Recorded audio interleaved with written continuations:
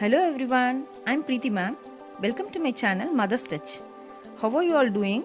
I hope all are doing fine. Watching this video, I assure you will be the master of that concept. So today, you are going to be the master of Chapter 1, Food. Where does it come from?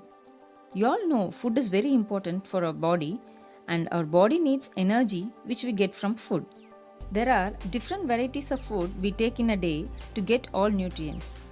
There are also different varieties of food eaten by people in different states of India.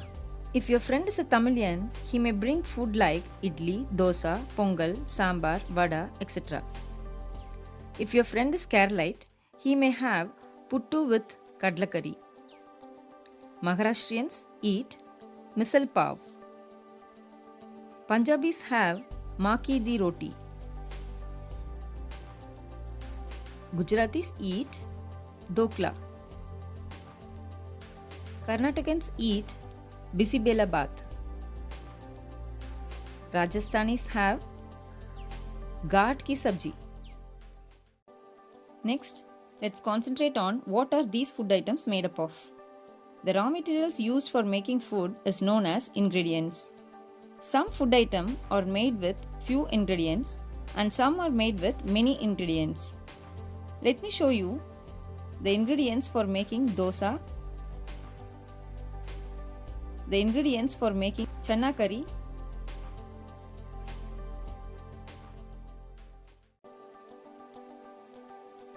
the ingredients for making rasam,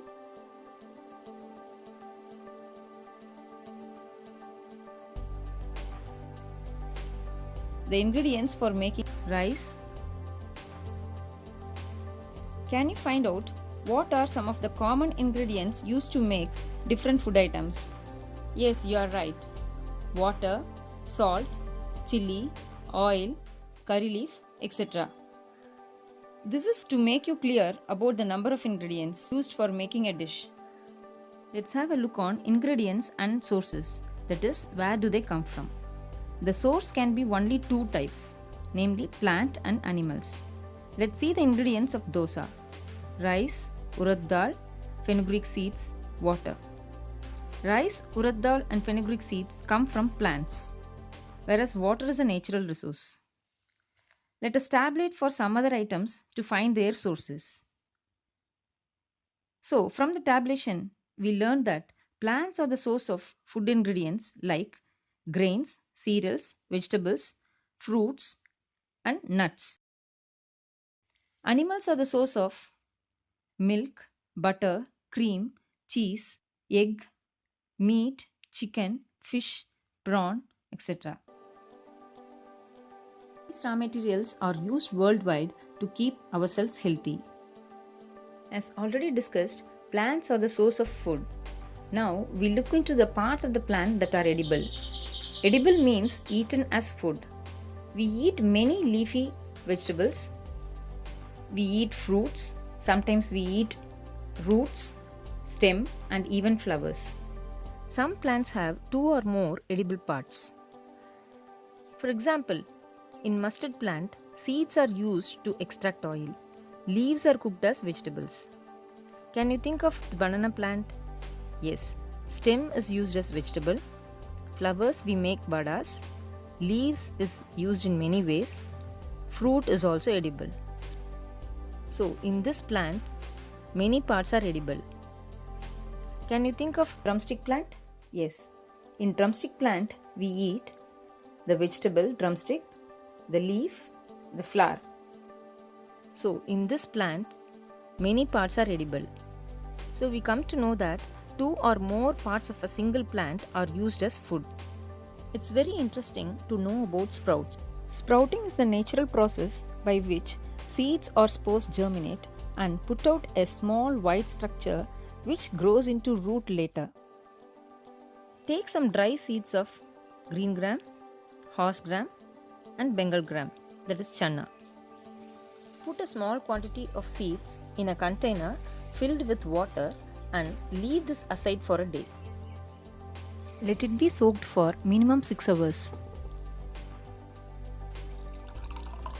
Drain the water completely and leave the seeds in the vessel.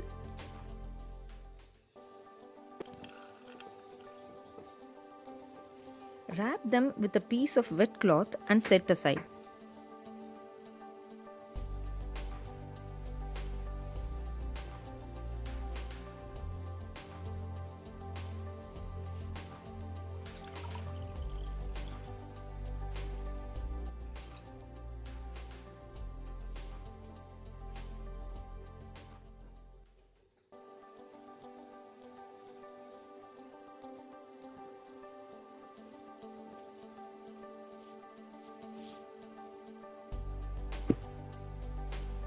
This is day 2.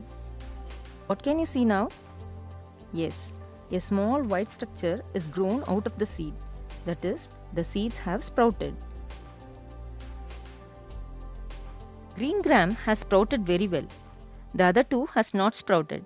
So leave them aside for another day.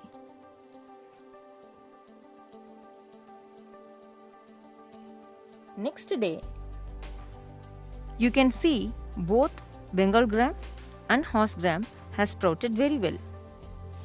You can use these sprouts as snacks, which are very rich in protein, magnesium, phosphorus and vitamin K, etc. Even you can cook and use it. With a drop of lemon and spices in the sprout, you can have a delicious evening snack. We also learned that all the seeds do not sprout at the same time. It is because sprouting takes place only when the seed has an optimal amount of temperature, water, oxygen and light.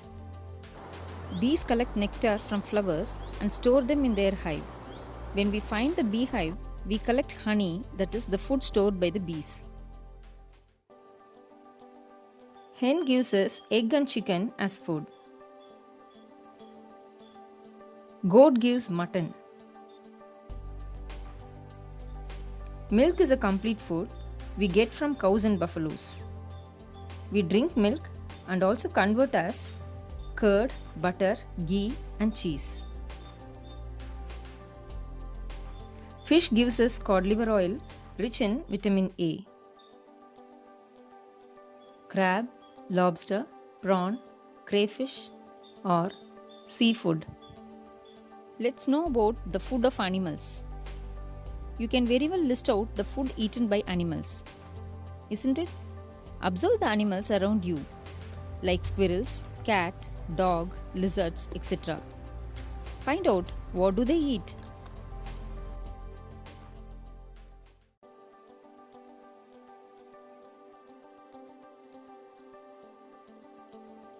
Some animals eat only plants and plant products. They are called herbivores.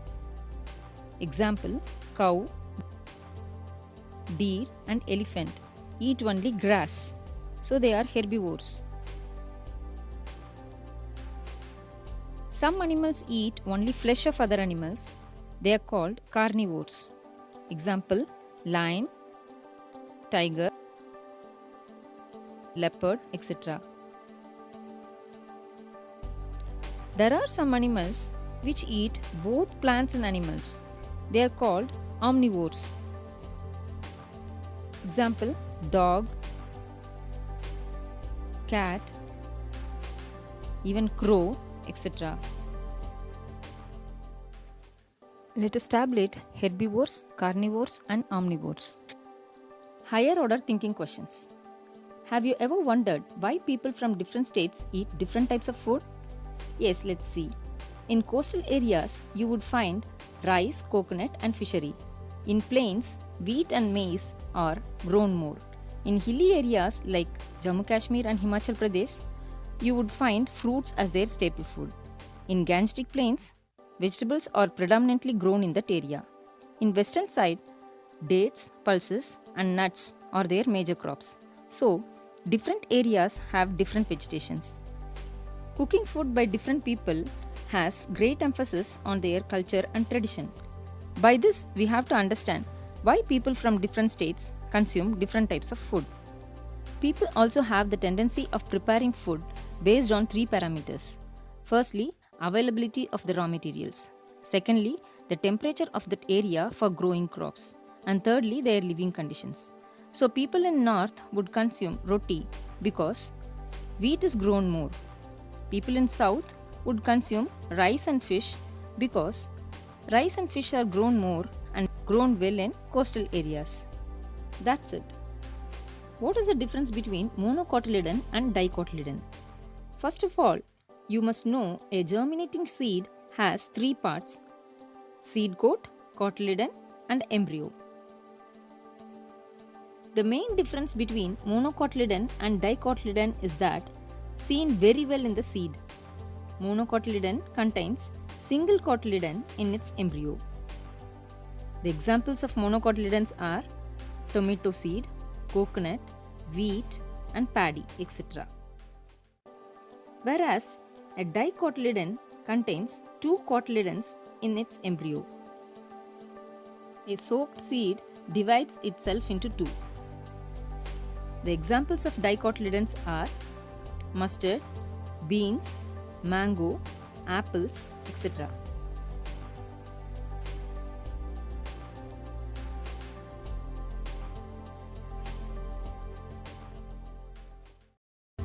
I hope you like Mother's Touch. So click on like button and subscribe my channel. Thank you for watching.